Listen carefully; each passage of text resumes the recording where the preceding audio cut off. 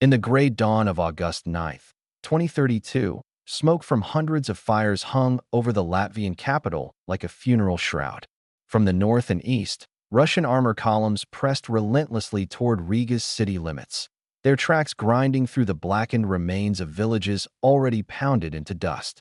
The once picturesque Baltic skyline now shimmered in the haze of war, a city surrounded, defiant, and waiting for the storm to break. 6 days had passed since the Russian invasion began.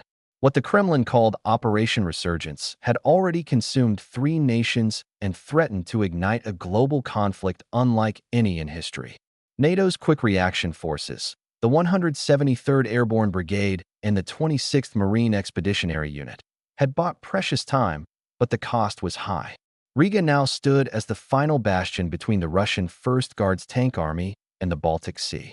Inside a command bunker beneath the National Library of Latvia, Colonel Ryan Mercer of the U.S. Army's 173rd coordinated defensive positions with Latvian Brigadier Ils Pavārs.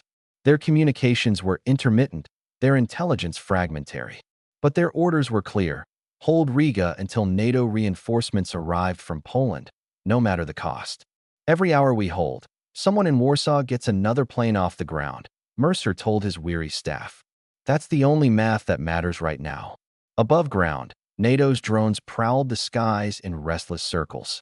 Using AI-assisted targeting and encrypted battlefield links, they tracked Russian convoys along Highway E22 in the Daugava River Valley.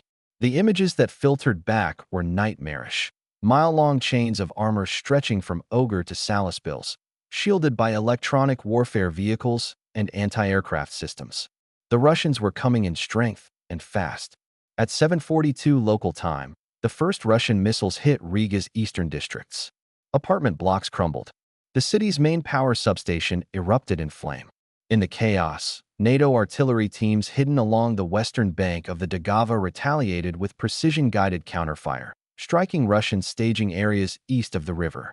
The battle for Riga had begun.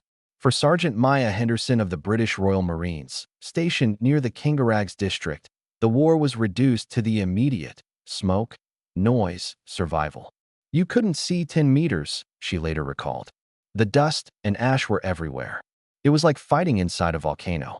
Her unit, reinforced by Latvian reservists and U.S. engineers, spent the morning fortifying intersections with anti-tank mines and abandoned buses.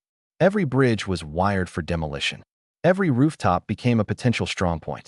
At 9:10, reconnaissance drones picked up movement north of the city, a Russian mechanized battalion advancing through the forests near Jugla. Within minutes, artillery from the 173rd lit the tree line with precision fire. For a moment, it seemed to work, until new signatures appeared further east. Russian units were leapfrogging forward, using decoys and electronic countermeasures to mask their advance. From his mobile command post near Ogre, Colonel Oleg Nagamov, the so-called Butcher of Latvia, watched the live drone feed in silence. They think they can stop us with volunteers and prayers, he sneered. They will drown in their own courage. His forces, bloodied but unbroken from earlier clashes, now prepared for the final assault. Meanwhile, in Brussels, the NATO Council met in emergency session. Reports from the field were dire. Vilnius had fallen. Tallinn was surrounded. Riga was on the brink. General Erich Radek, commanding Yukon from Ramstein, urged immediate deployment of the 1st U.S. Armored Division, the Iron Sentinels, from Germany into Poland, to spearhead what was being called Operation Hammerfall, the largest NATO offensive since 1944. In Washington, President Dalman faced his own crucible. His national security advisors pressed for escalation: long-range strikes against Russian logistics hubs in Belarus and Western Russia. The president hesitated. Once we start hitting deep inside Russia, he said quietly, there's no going back. The room fell silent. The die, everyone knew, had already been cast. At 10:26 a.m., NATO's satellite network detected a massive surge of Russian radio traffic near the A6 corridor. Intercepted chatter confirmed what Radek had feared. The Russians were preparing to cross the Daugava River using pontoon bridges under heavy air defense cover. If they succeeded, Riga would be encircled within hours. Colonel Mercer ordered all remaining drones to focus on the crossing site. Hit them before they hit the water, he barked. Within minutes, the sky over Ogre was filled with the shriek of incoming munitions. Dams, loitering drones, and precision artillery tore into the pontoon bridges.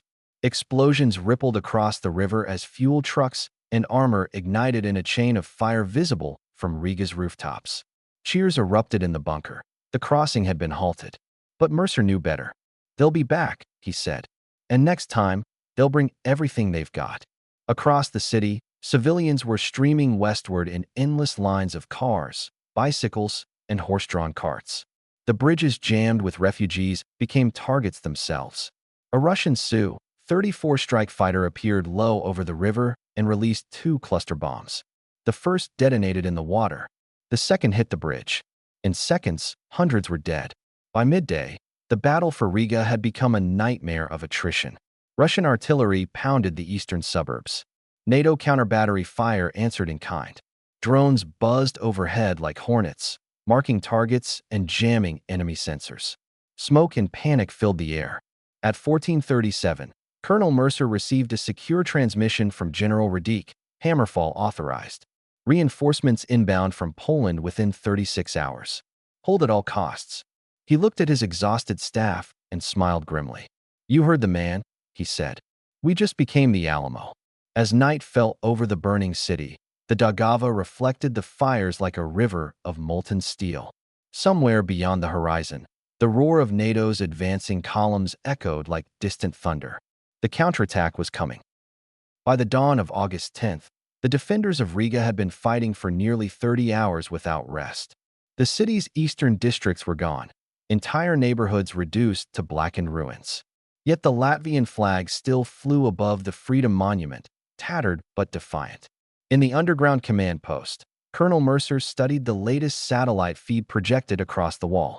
Russian forces were regrouping east of the Daugava, their armored spearheads massing again for another push. Intercepted radio traffic suggested that Nagamov had committed the entire 1st Guards tank army to the assault. He was gambling everything to crush Riga before NATO's reinforcements could arrive. "Let him come," Mercer said quietly. "He's about to meet the hammer." Hundreds of miles to the southwest, the storm was already building. In Poland, convoys of NATO armor thundered northward from Białystok and Suwałki. American M1A2 Abrams tanks, Polish Leopards, and German Panthers rolling in columns 20 miles long. Overhead, NATO aircraft streaked eastward, establishing air dominance for the first time since the war began.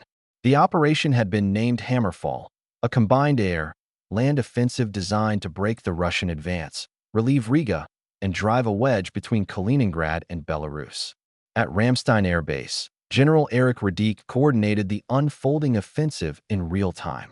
"Hammerfall is a race," he told his staff. "We reach Riga before the Russians do, or there won't be a Riga left to save." In Moscow, President Dmitry Kak watched the same developments on a muted wall of screens. His intelligence analysts warned that NATO's mobilization was far greater than anticipated. Dozens of divisions on the move, fleets assembling in the North Sea and Mediterranean. Kak's knuckles whitened as he gripped the edge of the table. "Then we make Riga their Stalingrad," he growled. "Bleed them until their publics beg for peace." At 4:18 local time, Russian artillery unleashed its heaviest barrage of the war. Thousands of shells and rockets rained down on the western bank of the Daugava. The explosions merged into a continuous roar that shook the city to its core. Bridges collapsed, the old town burned.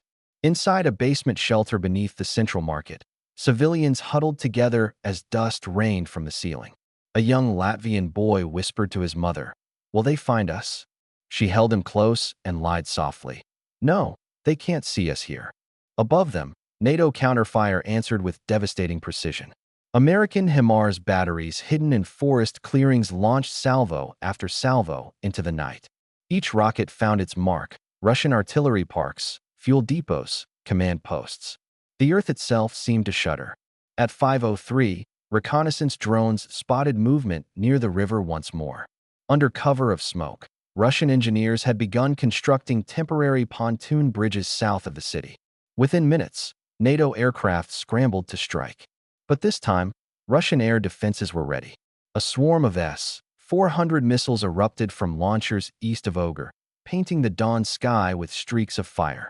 One by one, the first wave of NATO jets vanished from radar, hit, scattered, or forced to abort. They've adapted, Mercer muttered as he watched the feed. So must we. That adaptation came from the sea.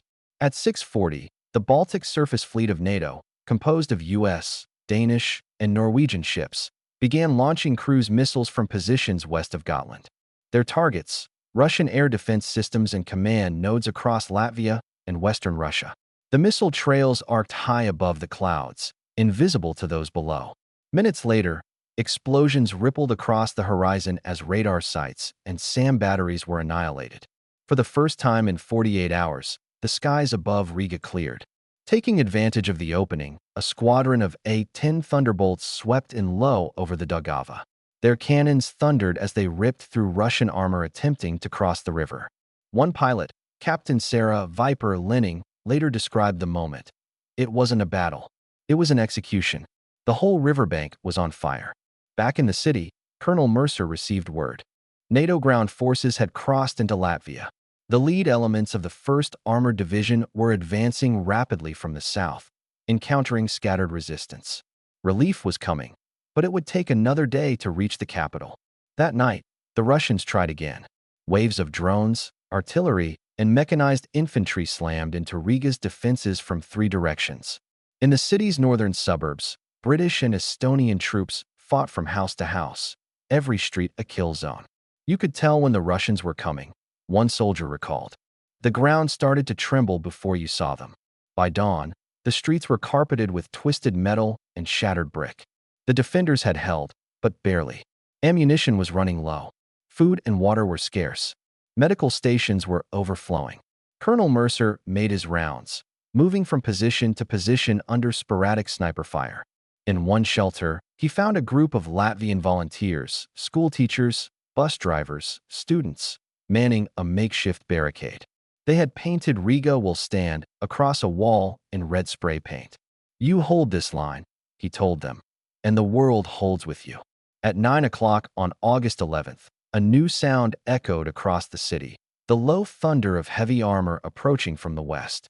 Cheers erupted as the first NATO tanks rolled through the outskirts of Jelgava, their flags snapping in the wind.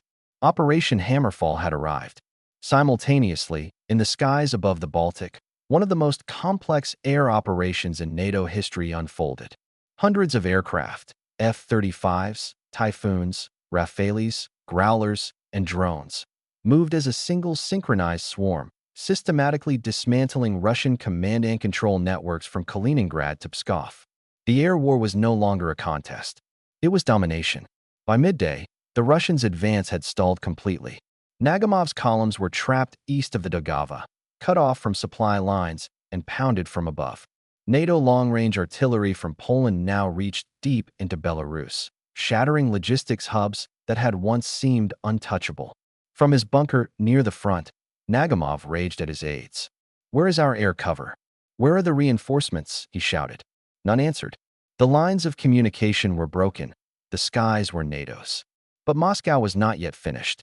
At 13:42, intelligence intercepts picked up an emergency transmission from Russia's 152nd Missile Brigade in Kaliningrad, the same unit that once carried tactical nuclear warheads. Satellite imagery showed the launchers moving again. Panic rippled through NATO headquarters. Were the Russians preparing to escalate beyond? The morning of August 12, 2032, broke cold and windless. The smoke that had blanketed Riga for days drifted seaward, revealing a city shattered but unbroken. Charred facades glistened with dew. Along the Daugava's black water, burned tanks lay half-submerged, their turrets pointing aimlessly at the pale sky. The siege was over, but the war was not.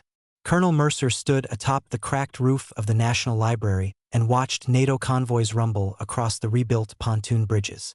The first elements of the 1st Armored Division were moving east, spearheading the next phase of Operation Hammerfall, the liberation of the Baltic corridor and, ultimately, the destruction of Russia's Kaliningrad bastion. "History's turning here," said Brigadier Pavars beside him. Mercer nodded. "Let's make sure it turns our way." Across Europe, the tempo of war accelerated. From Norway to Romania, NATO aircraft filled the skies. Warships in the Baltic formed an iron ring around Kaliningrad, their vertical launch cells bristling with missiles. In Germany, rail lines groaned under the weight of armor heading east. At Ramstein Air Base, General Radic outlined the new objective to his staff. Phase 2, break the gate. We're cutting Kaliningrad off from Mother Russia. No resupply, no retreat. For Moscow, Kaliningrad was sacred ground, Russia's western fortress and the heart of its Baltic power. For NATO, it was the source of the missiles that had terrorized Europe since day one. Both sides understood. Whoever controlled Kaliningrad controlled the war's narrative. In the Kremlin's underground command center, President Kak listened as his generals described collapsing fronts, fuel shortages, and mutinous troops. Their words were met with silence. Finally, Kak spoke. If they take Kaliningrad, they will march on Moscow next. We must remind them of the cost. He ordered the activation of deterrence posture Red Echo, the last step before tactical nuclear release. That same evening, near the Lithuanian border, reconnaissance drones from NATO's 45th ISR wing tracked the 152nd Missile Brigade, moving through forest roads under heavy camouflage. The footage showed unmistakable signatures: Iskander launchers, warhead transporters, security escorts. Within minutes, encrypted alerts cascaded through NATO networks. Radic convened an emergency video link with the White House, Downing Street, and the Élysée Palace. President Dalman appeared haggard, his tie loose, eyes rimmed with exhaustion. Gentlemen, Radic began, our satellites confirm nuclear-capable launchers deploying in the Kaliningrad district. Estimate: 4 to 6 operational units. Dalman's response was immediate. Neutralize them. Now. The order unleashed Operation Iron Veil, a high-risk strike meant to decapitate the missile brigade before launch. At 22:14 local time, under cover of dense electronic jamming, 24 F-35s crossed into enemy airspace from bases in Poland. Below them, the dark Baltic forests stretched like an ocean. AWACS aircraft guided their every move. Refueling tankers orbited far behind. Flying point was Major Heather Cooper, callsign Archer 2, the same pilot who had survived the earlier raid into western Russia. Her voice was steady over the comms. Archer lead, tally heat blooms, confirming mobile launchers at grid 6 Delta. Copy 25 miles out, weapons free. Seconds later, the night erupted.